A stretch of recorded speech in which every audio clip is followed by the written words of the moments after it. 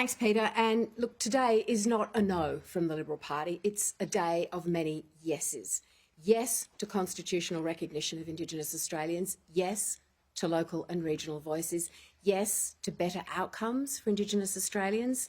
Yes to Australians having their say, even if the Prime Minister is determined to continue his my way or the highway approach. And yes to uniting this country behind doing everything that we can as a parliament to strengthen outcomes for Indigenous Australians.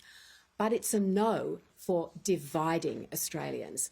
And over my 20 years as an elected representative, whether it's been a local member for rural and regional Australia or as a minister and now deputy leader of this proud party, I've always held the deepest commitment for helping address the disadvantage that I've seen around me in Indigenous communities.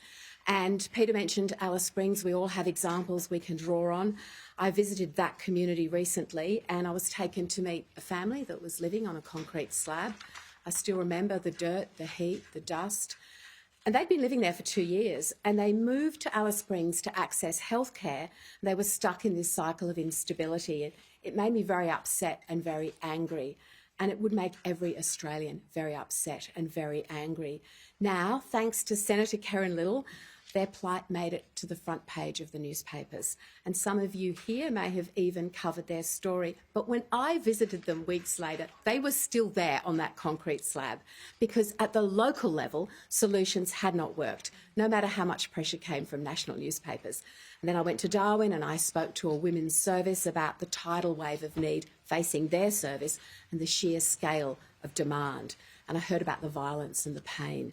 But they faced uncertainty when it came to funding. They couldn't plan for the future because those at the top had not seen the situation on the ground. And the point here is that local voices matter and progress on these issues requires building consensus from the ground up on a region-by-region basis.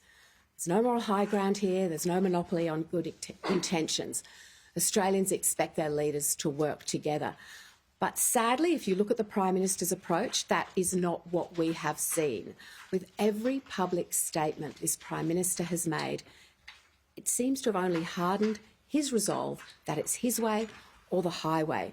He's attacked journalists for asking basic questions. He's attacked the opposition for seeking the clarity that we want to see how arrangements would actually work. So I stand here today disappointed with the Prime Minister, disappointed with his approach. It's his timeline, it's his question, and his refusal to meet anyone else halfway on anything is breathtaking in its arrogance. He refuses to contemplate even for a moment that what he has decided is the right path forward. And also the personal offence that he takes whenever he's asked a simple question, the indignation he responds with, it's unbecoming of the consensus that we all need to draw on. In recent days, Anthony Albanese has sought to weaponise the good faith of the Shadow Attorney-General over many years, and that's been totally inappropriate. And I want to pay tribute to Julian Leeser. He's worked tirelessly for his entire life for the betterment of Indigenous Australians, and the way the Prime Minister has sought to weaponise that work has been disgraceful. In a civil society, in a respectful political discourse, it's okay for Australians to question the wisdom of a government's proposed approach. And the Prime Minister should actually be encouraging these questions because it leads to a higher quality debate. Shouldn't be shutting it down at every turn. You don't get a blank cheque on the Constitution, but that's what this Prime Minister is demanding. And all we've been doing as members of Parliament, as a Liberal Party, is simply seeking answers and more details on what are very significant proposals for change. So I make this plea today. This needs to be a respectful debate. And that starts with the Prime Minister. If he can't show basic decency and respect when asked very simple questions, how can he possibly ask the Australians that are opposing him to do any differently? The Prime Minister bears a huge responsibility on his shoulders to ensure that this debate is conducted with civility, and I believe his demeanour needs to change today. We've been very clear from day one. We've engaged in the process in a respectful way with determination to see the best possible outcomes for Indigenous Australians.